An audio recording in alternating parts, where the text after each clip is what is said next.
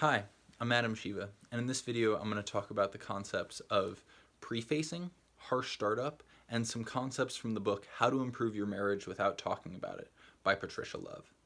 So in this book, she talks about things with a very gendered, heteronormative explanation, and I'm going to explain it similarly, but I hope that you apply it to your own life, regardless of how it fits your polarity and biological sex. So, the idea that she talks about is that men and women have different ways of dealing with similar emotional stimuluses through these deeply wired patterns in our body. And she says that women have a greater tendency towards fear, where men have a greater tendency towards shame. A story that summarizes this really simply is he's driving the car, they're both driving together. He's driving around the corners a little too fast, pushing the edges of the road and the car. She starts feeling scared and grabbing onto the seat and holding on, kind of bracing her body because of the discomfort of pushing that edge for her. He sees her fear and takes it as an indictment of his driving abilities. And that lack of trust, where he feels distrusted by her, he takes as a personal affront and can get reactive to her, potentially driving harder or becoming mean or kind of angry. And this is a dynamic that happens in more subtle ways in lots of areas of relationship.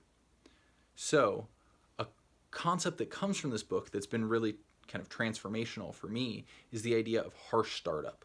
This being that, particularly for men who are more inclined to shame, as she says, that when something gets brought up of how we haven't done something right or we need to do something different, where there's some need for change, when that gets brought up in a way that is sudden and feels critical right out the gate, there is a defensiveness and a reactivity that's just deeply emotionally wired. And we move into this flooded state that is unable to think and is like emotionally triggered, as people say.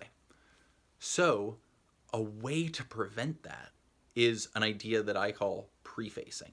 And I think it applies to so much more than that particular dynamic. So prefacing involves that as we're going to start talking about something, we start kind of giving a little context to what we're about to say before giving any content. So the way that might work is, hey, there's this thing that happened last night and it was really challenging for me. I want to start talking about it, but I'm a little nervous because I don't want it to be a thing. Or, hey, there's this thing I've noticed about you that I think maybe you weren't aware of, that I wanted to start talking about. So bringing up these little dynamics, it gives us an opportunity to get into a state where we're listening, attuned, not reactive. And it prevents the oh, we're just going along, whoa, something got thrown at me kind of feeling.